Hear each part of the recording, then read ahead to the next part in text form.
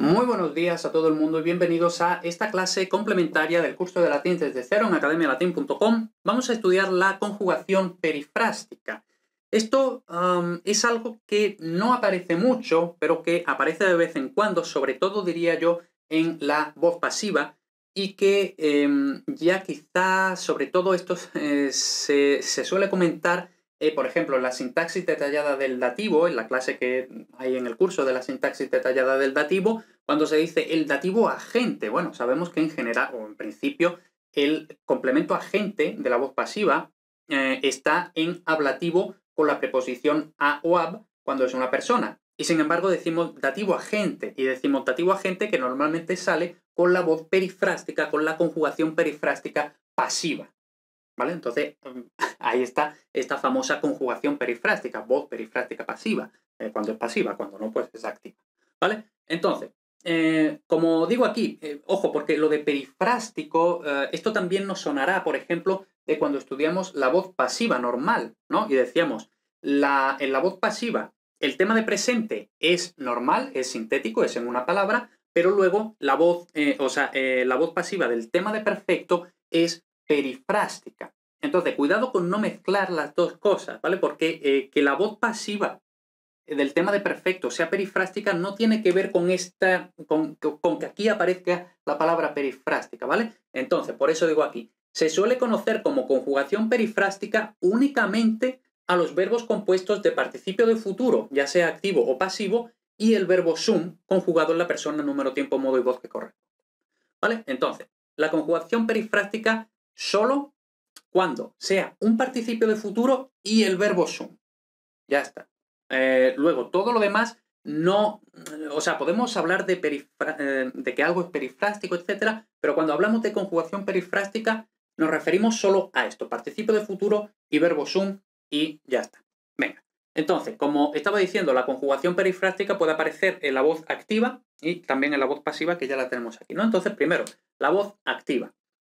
Pues como podemos suponer, la voz activa de la conjugación perifrástica usa el participio de futuro activo, ¿no? Del tipo morituri, ¿vale? Entonces, el participio de futuro activo, igual que en la voz pasiva del tema de perfecto, el participio concuerda en género, número y caso con el sujeto. Entonces, lógicamente, siempre los participios, cuando se refieren al sujeto, y al fin y al cabo un participio que es parte de un verbo, como el verbo y el sujeto concuerdan, pues el participio del verbo tiene que concordar con el sujeto.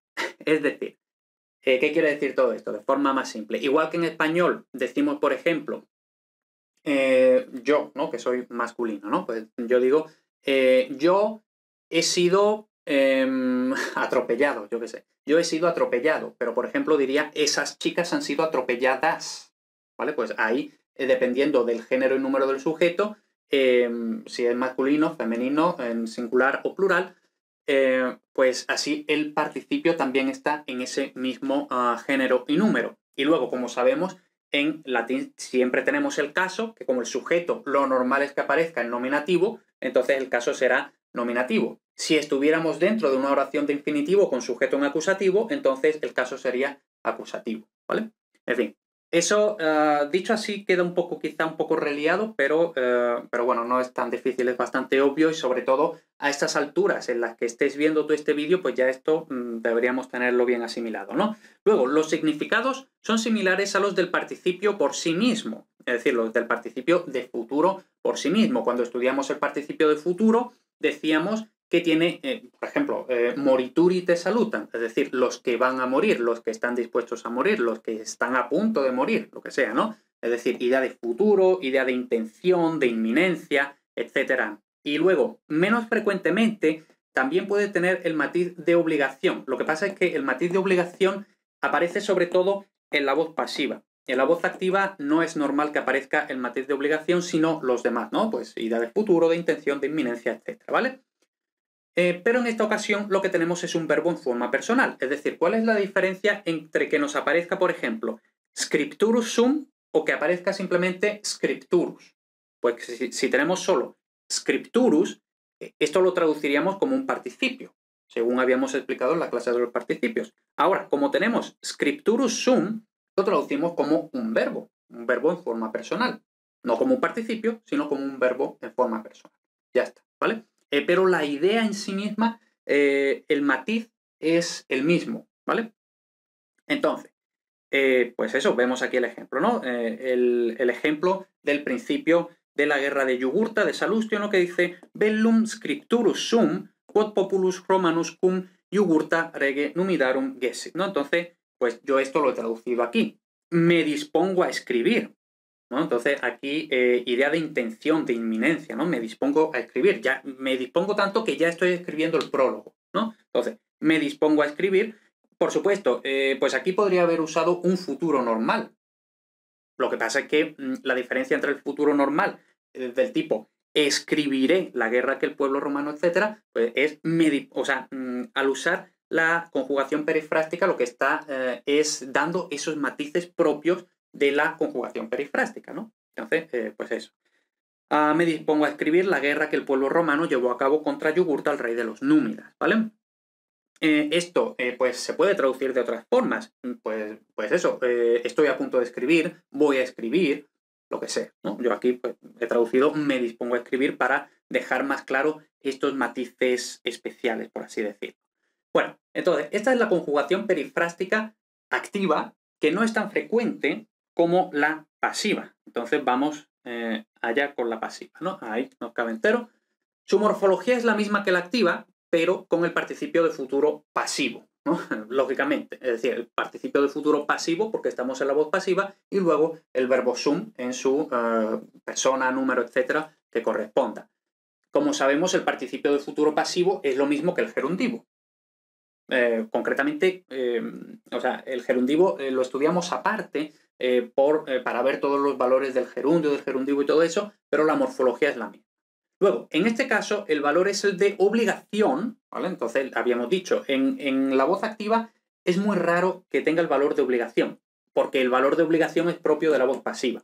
Y frecuentemente se puede traducir como ha de ser o han de ser más participio, debe ser o deben ser más participio, etc. Entonces, vemos que tenemos obligación, pero en voz pasiva, porque está en voz pasiva, ¿no? Lo más llamativo es que cuando está presente, el complemento agente aparece en dativo agente, ¿no? Entonces, si hacemos clic aquí, pues nos vamos a la explicación del dativo agente en la clase de la sintaxis detallada del dativo.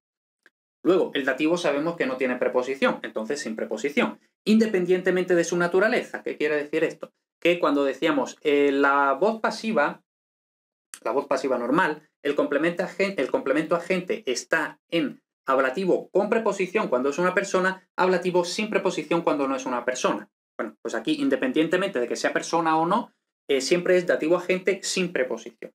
Vale, entonces, tenemos aquí un par de versos de Catulo, ¿no? Que dice Nobis cum semel occidit brevis lux nox est perpetua una dormienda. Entonces tenemos aquí est dormienda. Entonces tenemos aquí el participio de futuro pasivo con el verbo sum. Entonces, estas dos cosas están formando la voz perifrástica pasiva. Entonces, literalmente, lo he traducido yo aquí respetando más o menos el orden para que lo veamos bien, ¿no? Entonces, por nosotros, en cuanto acabe la breve luz, una sola noche perpetua ha de ser dormida. En español eso queda bastante rarillo, ¿no? Entonces, muchas veces la voz perifrástica simplemente queda mejor, queda más natural traducirla dándole la vuelta y traducirla por voz activa. Es decir, en cuanto acabe la breve luz, nosotros hemos de dormir una sola noche perpetua. Pero bueno, quitamos esta parte de aquí. Y por nosotros, una sola noche perpetua ha de ser dormida. Y vemos que este por nosotros es este nobis, que es dativo plural. Y luego tenemos aquí la famosa frase que supuestamente decía Catón, de que hay que destruir Cartago, que curiosamente esta frase se cita mucho, pero no está recogida en ninguna fuente antigua, ¿vale? Tal cual no está recogida en ninguna fuente. Entonces dice, Ceterum censeo Carthaginem esse delendam. Entonces, además, porque esto normalmente, esta cita se suele citar en estilo directo. Es decir, se suele citar delenda est Cartago o Cartago est delenda. Es decir, Cartago ha de ser destruida. Pero realmente, o sea, aquí en esta otra versión del ejemplo, depende de quenseo, ¿no? Entonces, formando una oración de infinitivo con el sujeto en acusativo, etcétera, ¿no? Entonces, he escogido esta versión precisamente para demostrar lo que estaba diciendo yo antes aquí, ¿no? Cuando estaba diciendo el participio concuerda en género, número y caso con el sujeto, y decía el sujeto normalmente está en nominativo, por tanto el caso normalmente va a ser nominativo, pero cuando estemos dentro de una oración de infinitivo estará en acusativo porque el sujeto está en acusativo. Entonces, aquí lo tenemos, ¿no? Tenemos aquí. Además, pienso que Cartago ha de ser destruida. Entonces, Keterum kenseo Cartaginem esse delendam acusativo. ¿Vale? Y ahora, quizá os estáis preguntando, ¿cuál es la diferencia entre esto y el infinitivo de futuro pasivo? Porque según lo que sabemos, el infinitivo de futuro pasivo, pues también tiene esta pinta. Pues realmente no hay ninguna diferencia, ¿vale? Es básicamente lo mismo. Así que nada, con eso ya, o sea, por supuesto, el infinitivo de futuro pasivo, o sea, al fin y al cabo, el infinitivo de futuro pasivo es perifrástico y se forma con el infinitivo del verbo sum y se forma con el gerundivo, ¿no? Entonces, es básicamente lo mismo. Lo más normal es que, por supuesto, la conjugación perifrástica aparezca con una forma personal, como aquí, pero también puede aparecer en infinitivo si estamos dentro de una oración de infinitivo. Entonces, si aparece en infinitivo, pues forzosamente tenemos que usar un infinitivo, ¿no? Entonces, por eso, hay una especie de solapamiento de la conjugación perifrástica pasiva con los infinitivos de futuro pasivo, ¿no? Que se forman igual y al fin y al cabo es lo mismo, ¿vale? En fin, cuanto más hable, más voy a liarlo, ¿vale? Entonces, realmente es muy fácil, es muy fácil. En general, la morfología, participio del futuro activo para la voz activa, participio del futuro pasivo para la voz pasiva, siempre vamos a tener el verbo sum, que es el verbo auxiliar, por así decirlo. Luego, en la voz activa, los significados, idea de futuro, de intención, de inminencia, ¿no? Scripturus sum, me dispongo a escribir, voy a escribir, estoy a punto de escribir. Y en la voz pasiva, esta obligación pasiva, en voz pasiva, ¿no? Entonces, ha de ser dormida, ha de ser destruida, o debe ser destruida, etc. ¿Vale? Entonces, y luego en la voz pasiva, el complemento agente aparece en dativo agente. Pues cuando aparece, que no tiene por qué aparecer, ¿no? Entonces, pues ese es el resumen, ¿no? Que el resumen realmente es bastante fácil porque no tiene más historia. Así que nada, ya me dejo de rollos y nos vemos en la siguiente clase.